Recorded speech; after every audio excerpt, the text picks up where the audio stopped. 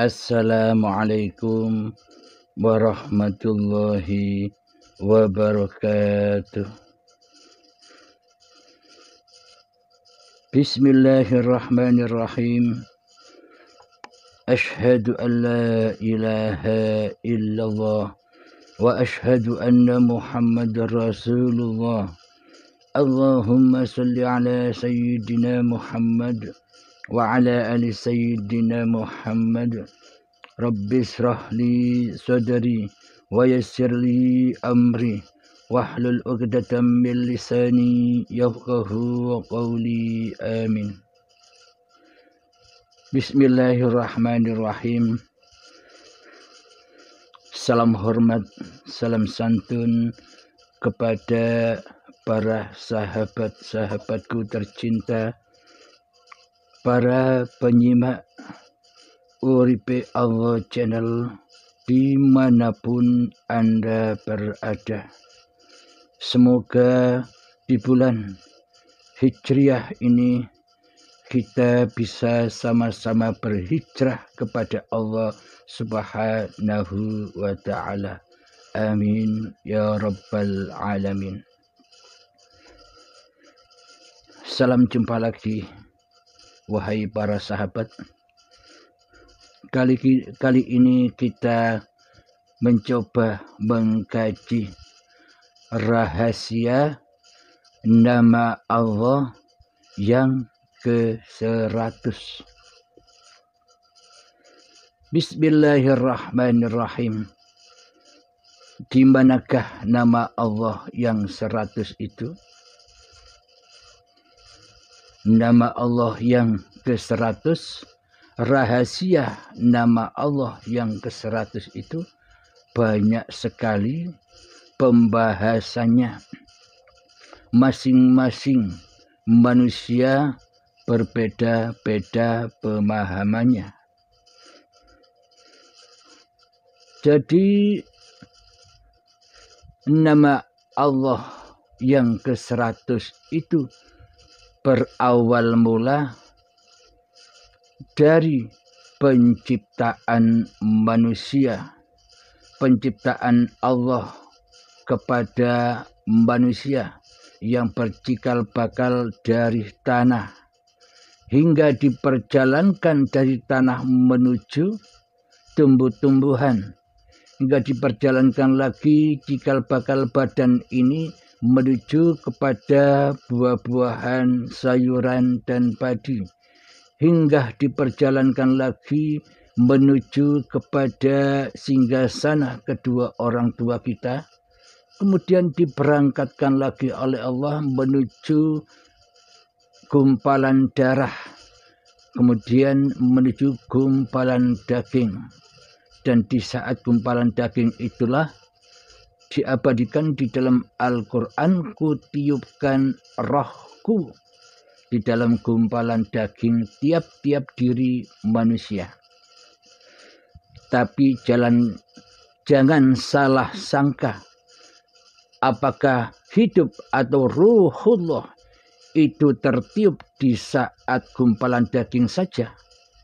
Itu hanya peringatan saja, itu hanya tanda saja, agar manusia kelak tidak akan ngaku-ngaku mempunyai roh, agar kelak manusia tidak ngaku-ngaku mempunyai jiwa, agar manusia kelak tidak ngaku-ngaku memiliki nyawa, agar kelak manusia tidak ngaku-ngaku sebagai pemilik hati, agar kelak manusia tidak mengaku-ngaku bahwa hidup ini adalah hidup manusianya.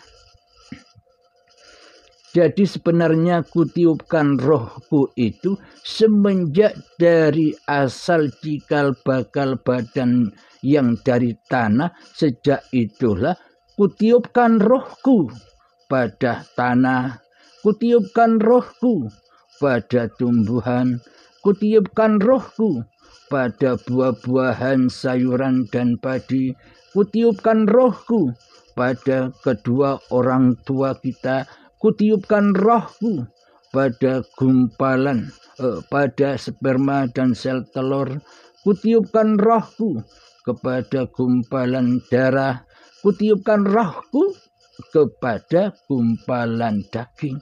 Jadi sama ketika awal berangkat sampai menuju gumpalan daging, ya sama, ruhullah, hayatullah. Jadi kemudian ketika selesai menjadi gumpalan daging, maka digambarlah manusia, maka diproseslah manusia, maka dibentuklah manusia oleh hayatullah.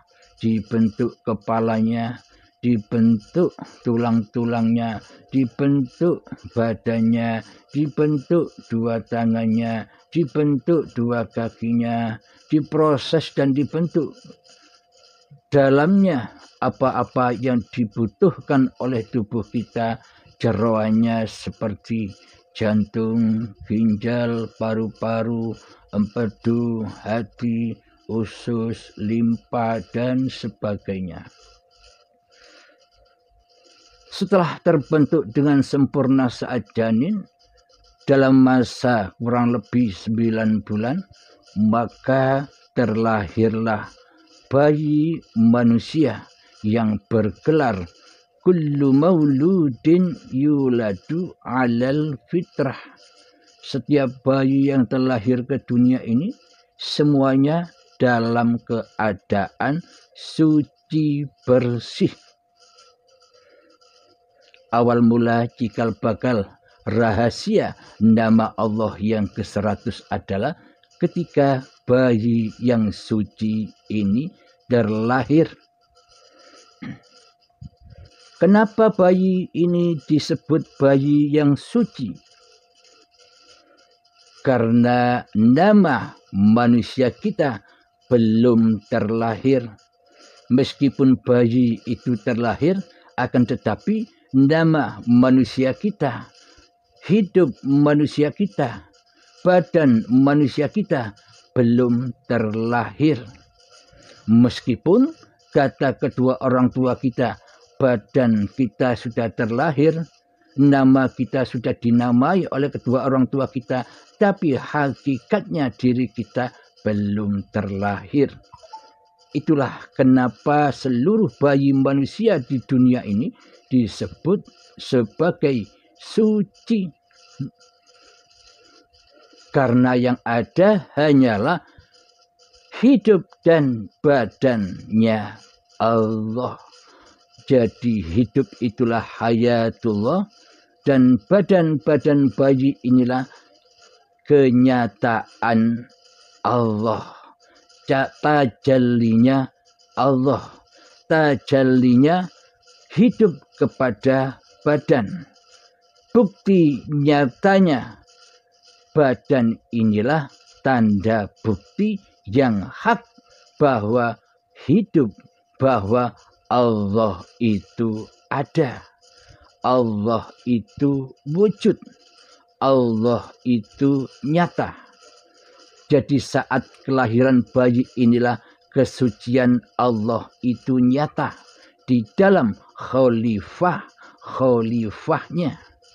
di dalam utusannya. Jadi cikal bakal badan bayi ini sebelum menjadi bayi, sebelum berproses diperjalankan menjadi bayi, sejak dari tanah hingga menjadi tumbuhan, sampai menjadi buah-buahan, sayuran, dan padi, hingga menjadi sel sperma dan sel telur.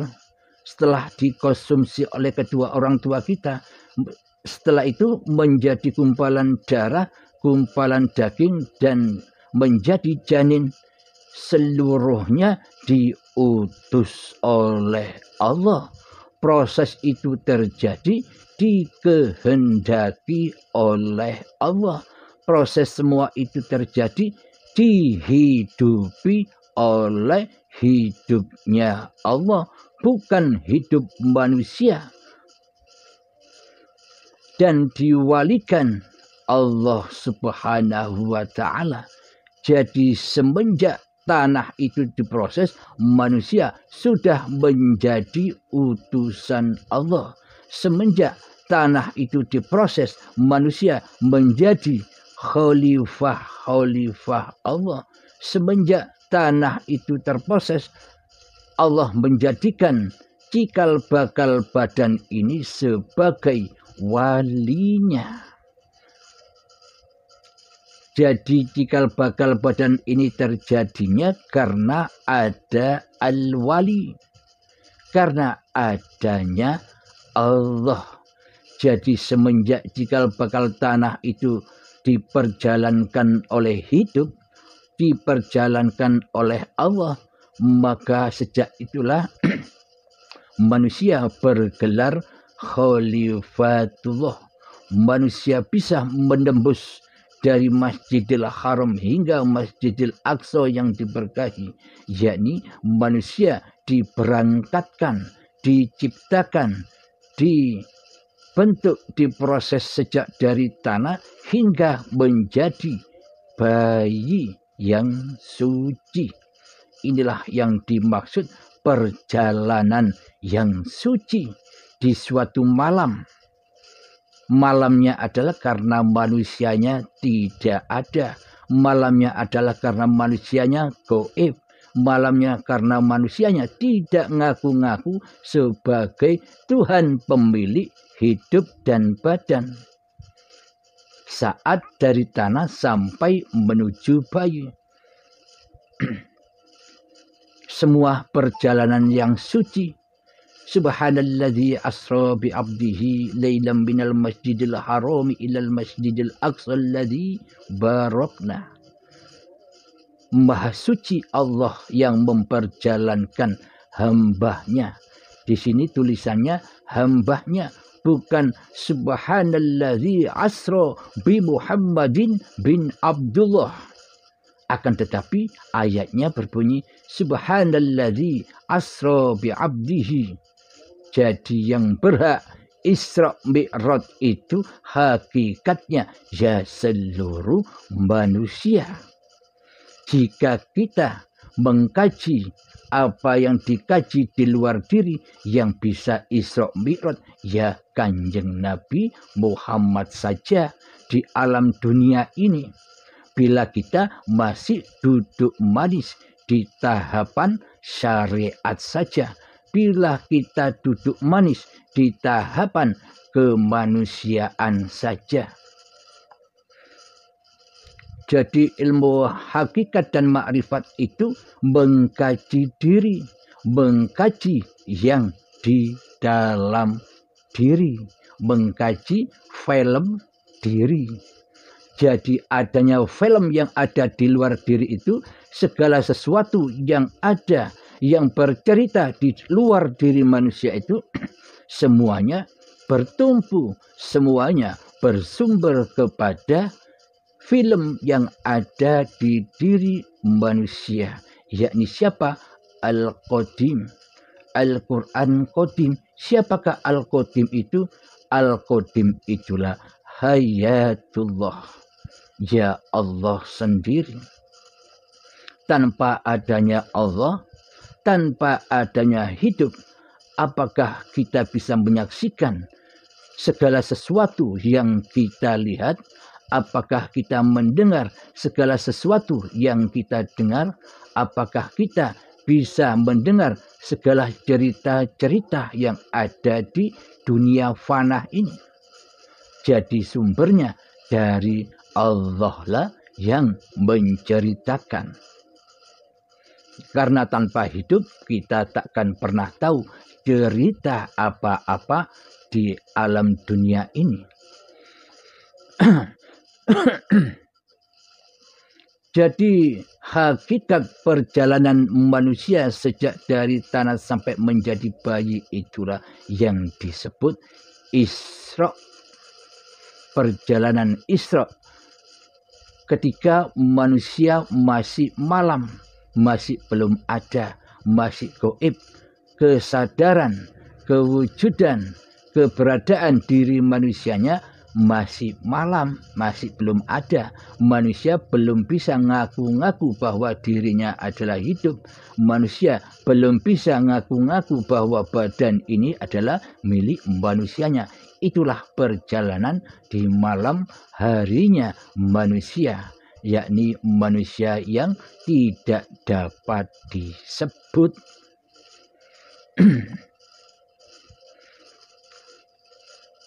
Setelah kelahiran bayi terlahir ke dunia ini, maka muncullah sebuah nama rahasia, yakni nama setiap diri manusia inilah yang dimaksud rahasia nama Allah yang ke-100, meliputi semua nama setiap jiwa-jiwa manusianya. Jadi semua manusia yang hidup inilah jadi nama-nama yang berbiliun-biliun manusianya inilah hakikatnya nama yang ke-100, rahasia nama yang ke-100. Jika manusia masih memahami bahwa nama ini adalah nama manusianya, maka selamanya takkan pernah memahami apa yang dipaparkan. Jadi hakikat nama tiap-tiap diri manusia kita inilah rahasia nama Allah yang ke-100 bagi masing-masing diri manusia kita. Kan nama kita kan hanya satu. Seumpama nama saya Abdul Halim. Ya, Abdul Halim inilah nama Allah yang ke-100. Rahasia nama Allah yang ke-100. Jadi masing-masing nama diri manusia kita inilah nama Allah yang ke-100. Jadi jangan dijumlah nama saya, nama Anda, nama mereka, dan nama kita semua penduduk bumi. Jangan dijumlah semua, nanti tambah bingung kita. Yang dimaksud kaji diri kan mengkaji masing-masing diri manusia kita. Akhirnya ketemu dengan satu nama, yakni nama tiap-tiap diri manusianya. Jika tanpa hidup, jika tanpa badan, jika tanpa sifat dzahir batinnya Allah, apakah ada sebuah nama? Apakah ada nama Abdul Halim? Apakah ada nama Anda sekalian? Jadi tanpa sifat dzahir batinnya Allah, jadi tanpa hidup dan badan ciptaan Allah ini, maka tak akan pernah muncul nama yang terrahasia. Jadi adanya nama yang terrahasia, yakni nama tiap diri manusia. Karena manusia akan dipergelarkan oleh Sang Penciptanya. Badan ini kunamai Abdul Halim. Badan ini kunamai Muhammad Al-Balkhi. Badan ini kunamai Muhammad Taufik Hidayatullah. Badan ini kunamai Nurun Nismul A'zam. Badan ini kunamai seluruh manusia yang hadir, yang tercipta, yang terlahir di dunia ini. Sejatinya hakikatnya hiduplah yang menamai dan yang memposisikan gelar kehidupan manusia masing-masing. Jadi setiap diri manusia ini gelarnya tidak sama. Posisinya tidak akan ada yang sama. Meskipun namanya sama, tapi posisinya berbeda-beda. Kadang ada nama Abdul Halim yang diposisikan oleh hidup sebagai orang yang kaya raya. Terkadang pun namanya sama, Abdul Halim, diposisikan sebagai orang yang miskin papa. Jadi meskipun nama sama, tapi posisinya tidak sama. Itulah kemahabesaran Allah. Itulah kesempurnaan Allah. Jadi ketika manusia itu akan dipergelarkan oleh Allah, oleh hidup, maka dinamailah manusia. Setiap diri manusia oleh Allah. Allah yang menamai. Hakikatnya ya hidup yang menamai ciptaannya, bukan orang tua kita. Bila tanpa hidup, bila tanpa Allah, apakah kedua orang tua kita ada? Bila kita masih duduk manis di tahapan syariat, kita selamanya tak akan memahami semua paparan ini. Jadi yang menamai meskipun kelihatannya ibu bapak kita yang menamai nama diri manusia kita saat bayi, akan tetapi hakikatnya yang memberi nama diri manusia kita adalah sang penciptanya, yakni hidup itu sendirilah yang menamai para khalifahnya. Khalifah ini tak namai Abdul Halim. Khalifah itu tak namai Abdul Hamid. Khalifah itu tak namai Muhammad dan sebagainya. Karena para khalifah ini, karena para wakil-wakil Allah ini akan dipergelarkan di muka bumi ini. Karena di muka bumi ini bukan panggung sandiwaranya manusia.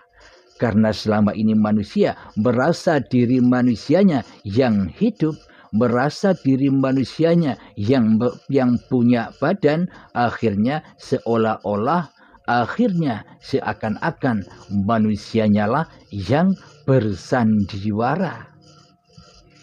Seolah-olah manusianya yang menguasai panggung sandiwaranya dunia ini.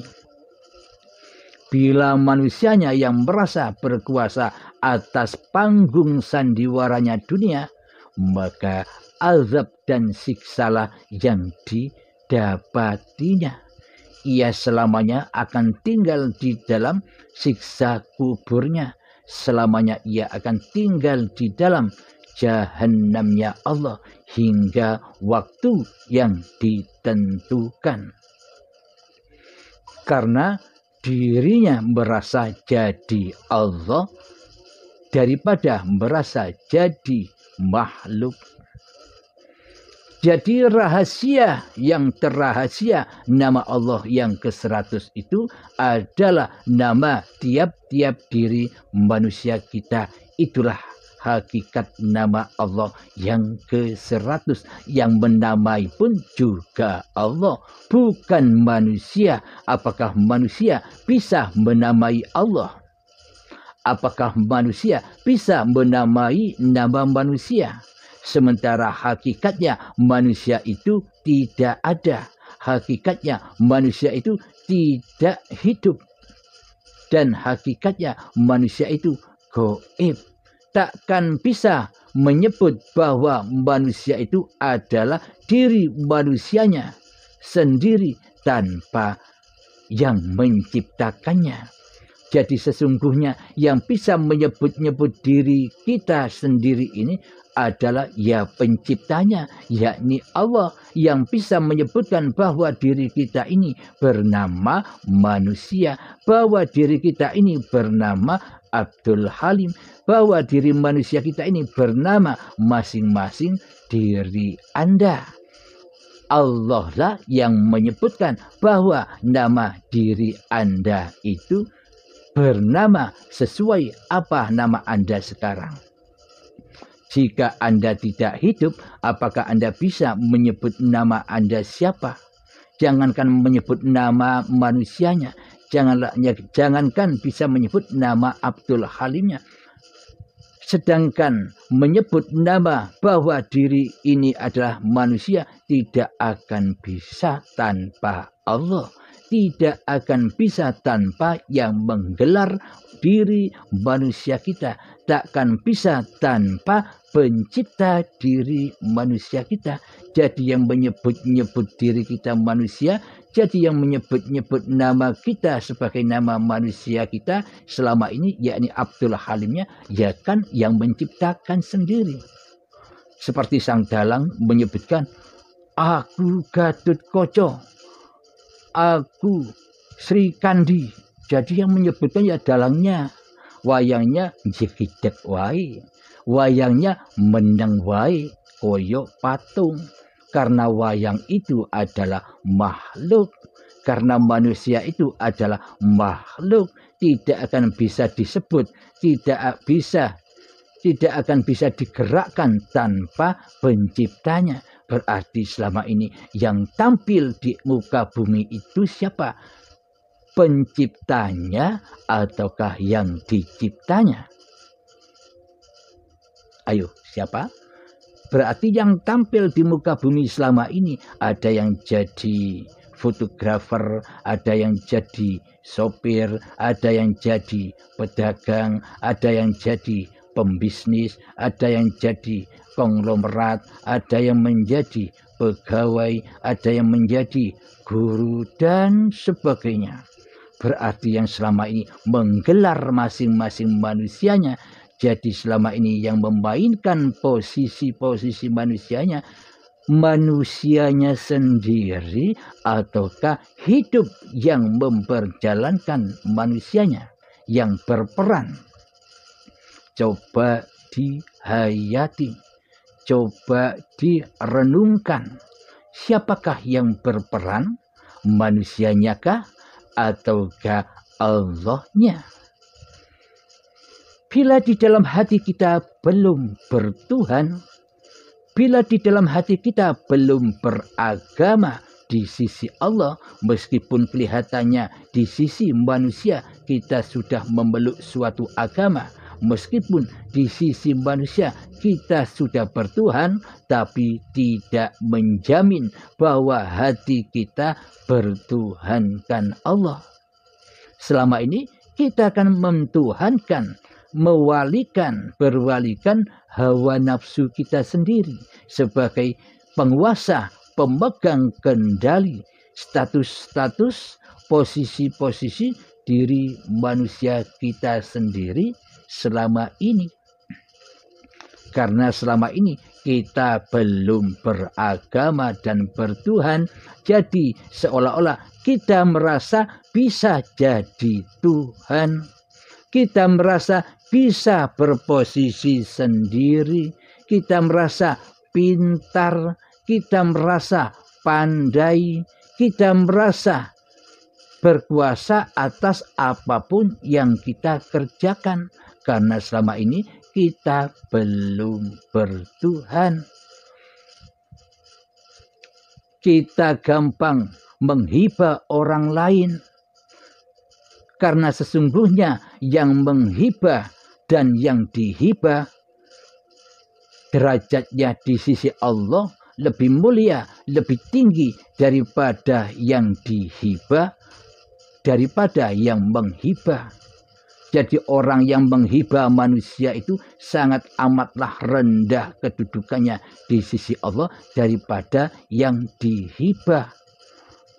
Karena belum tentu yang dihibah itu menghibah diri kita. Sementara kita rajin menghibah seorang manusia. Jadi meskipun kelihatannya manusia itu memang melakukan keburukan, akan tetapi bila kita menghibah orang itu, maka sejatinya kita lebih jauh, lebih buruk daripada orang yang kita sangka buruk. Karena kita di dalam hati kita selama ini merasa mulia, merasa baik daripada yang kita hibah.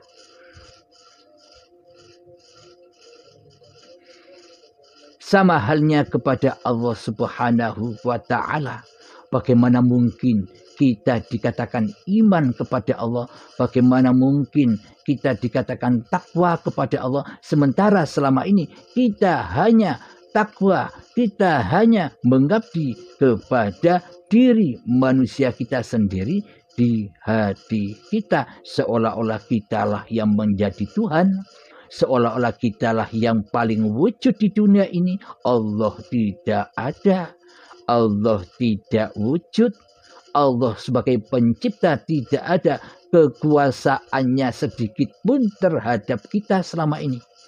Ia tidak.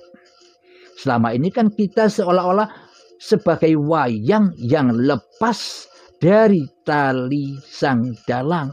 Jadi kita selama ini di dunia ini makhluk yang terlepas dari hablum minallahnya, tidak sambung kepada penciptanya, karena diri kita selama ini merasa sebagai sang pencipta. Pencipta apa saja yang kita lakukan, pencipta apa saja yang kita perbuat. Kita seolah bisa menciptakan sholat kita. Kita seolah-olah bisa menciptakan ibadah-ibadah kita. Kita seolah-olah bisa menciptakan puasa-puasa kita. Kita seolah-olah bisa menciptakan zakat dan sedekah kita. Kita seolah-olah bisa menciptakan kita sendiri. Bisa naik haji, bisa umroh. Seolah-olah kitalah yang menjadi Tuhannya selama ini. Dan terputus dengan hablum minallah. Terputus dengan penguasa dan penciptanya, karena manusianya sudah bergelar menjadi Allah di dunia ini, yang mana seluruh sifat-sifat Allah sudah kita akui sebagai milik kita. Jadi di hati kita selama ini tak butuh Allah, tak butuh kasih sayang Allah, karena yang jadi Allah selama ini ya kita sendiri. Nama yang ke-100 inilah yang jadi Allah selama ini. Karena selama ini kita tidak menyadarinya bahwa sesungguhnya kita manusia ini ada yang menciptakan, ada yang menghidupinya, ada yang menguasainya. Di setiap pergerakan manusia kita, Allah lah yang berperan, bukan diri manusia kita yang berperan. Jadi inilah yang dimaksud iman dan tauhidnya para nabi, iman dan tauhidnya para rasul, dan iman dan tauhidnya keadaan Kanjeng Nabi Muhammad sallallahu alaihi wasallam di hatinya. Jadi di hati Kanjeng Nabi Muhammad itu, Muhammadnya sudah tidak ada lagi. Jadi iman tauhid yang dialami oleh Kanjeng Nabi Muhammad itu adalah mentauhidkan penciptanya di hatinya, daripada mentauhidkan diri manusianya di hatinya. Itulah kondisi hati para nabi dan para rasul. Jadi yang ada yang bergelar atas diri manusianya ya Tuhannya, manusianya hanya sebagai wakil-wakil yang dituhani oleh penciptanya saja. Jadi wakil-wakil ini tidak jadi ketua seperti kita selama ini. Selama ini kan kita tidak merasa bahwa diri kita ini ciptaan. Selama ini kan kita tidak merasa bahwa diri kita ini sebagai makhluk. Kita merasanya di hati kita ini sebagai sang pencipta. Seolah-olah apapun yang kita miliki adalah ciptaan kita. Padahal tangan yang bukan badan, yang bukan badan ini kita akui sebagai milik kita. Ciptaan kita selama ini. Daripada ciptaan Tuhannya. Selama ini kita memang sadar kalau kita sedang bercerita bahwa tubuhmu ini adalah ciptaan Allah. Benar percaya. Tapi hakikat yang ada di dalam hatinya, hawa nafsunya tidak rela, tidak menerima bila badan ini ciptaan Tuhan. karena hawa nafsu, karena setan yang terkutuk itu telah menyesatkan anak cucu Adam. Ini badanmu bro, ini tanganmu yang berbuat bro, ini kakimu yang berbuat bro, ini sholatmu bro, ini ibadahmu bro, ini zakatmu bro, ini puasamu bro, ini hajimu bro. Semua yang kau lakukan adalah milikmu bro, bukan Tuhanmu. Kata iblis dan setan demikian, membisikkan di dalam tiap-tiap hati manusia yang demikian. Jadi setan yang terkutuk itu memang sudah mendapatkan izin dari Allah untuk menggoda, untuk menyesatkan anak cucu Adam. Akan tetapi iblis dan setan tidak akan mampu menggoda, menyesatkan manusia-manusia yang bertakwa kepada Allah. Maknanya iblis dan setan itu tidak akan mampu menggoda manusia yang sudah kembali kepada Allah. Karena manusianya bila sudah kembali kepada Allah, sudah beriman kepada Allah, sudah beragama dan bertuhankan Allah di hatinya, berarti kan manusianya sudah tidak ada. Lalu siapa yang bisa menggoda yang tidak ada? Manusianya sudah kembali kepada Adam. Mana mungkin setan bisa menggoda, mana mungkin iblis bisa menggoda hal yang tidak ada, yang tidak akan bisa. Jadi sucilah kemanusiaannya dan sucilah setan dan iblisnya, karena sudah kiamat, karena sudah hancur di saat baiatan sekarang ataupun baiatan akbar di saat sakaratul maut nanti. Jadi manusia yang sudah mati sudah bebas lepas, suci dari kemanusiaannya dan dari godaan iblis dan setan, sama-sama hancurnya. Bismillahirrahmanirrahim. Wa ma khalaqtul jinna wal insa illa liya'budun. Tidak kuciptakan jin dan manusia hanyalah untuk mengabdi kepadaku. Jika di saat kita masih hidup begini, kita sudah menemukan seseorang yang bisa membimbing ke arah ilahiyah, maka terlepaslah, maka sucilah kemanusiaan dan jinnya, sudah kembali suci.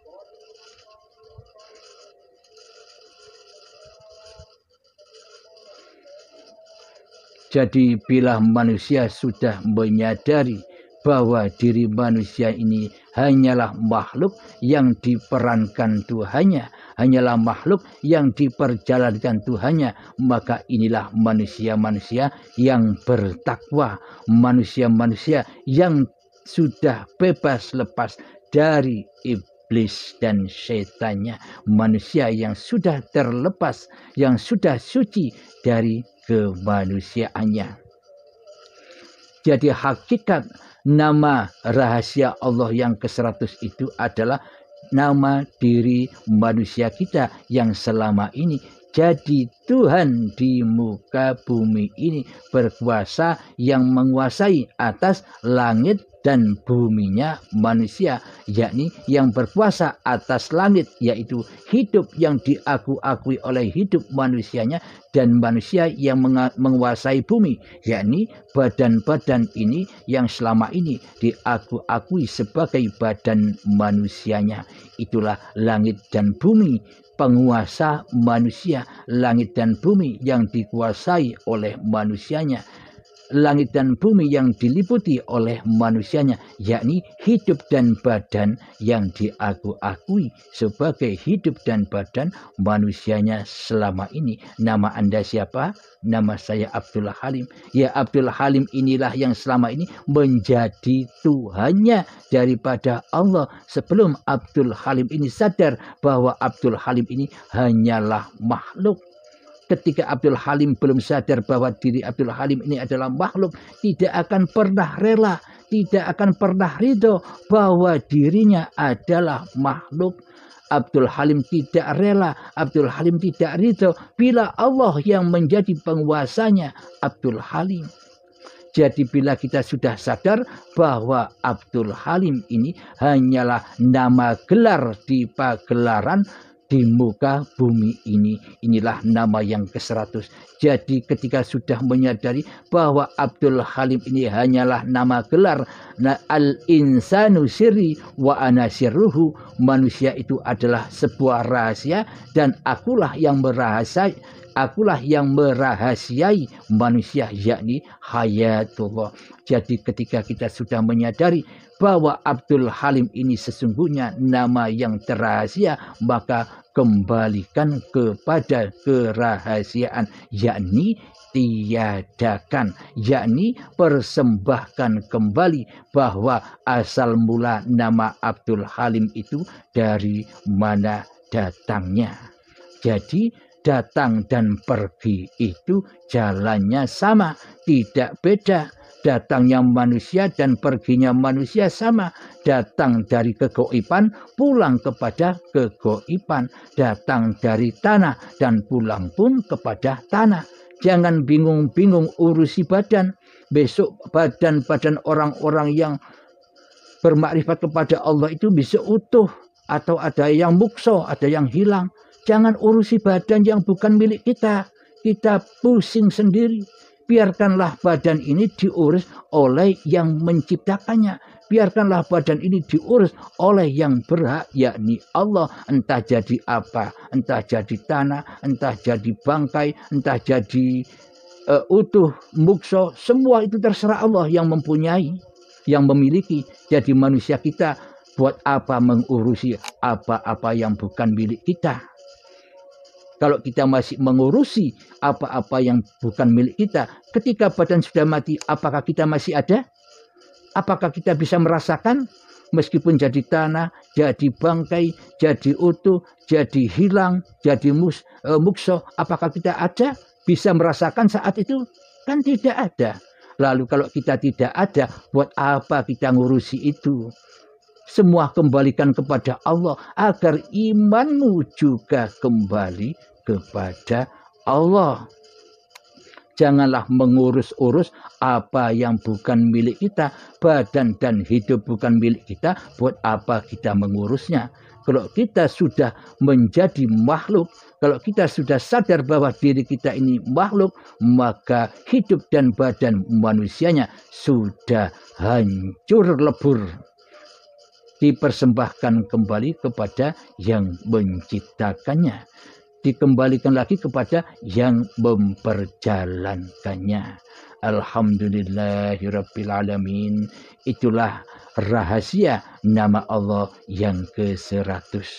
Semoga saya secara pribadi dan kita semua selalu dipahamkan oleh Allah Subhanahu wa taala. Alhamdulillahirabbil alamin.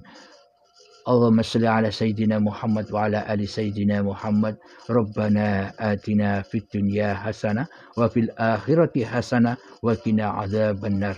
Wa sallallahu ala Sayyidina Muhammad wa ala ali Sayyidina Muhammad walhamdulillahi rabbil alamin. Akhirul kalam. Assalamualaikum warahmatullahi wabarakatuh.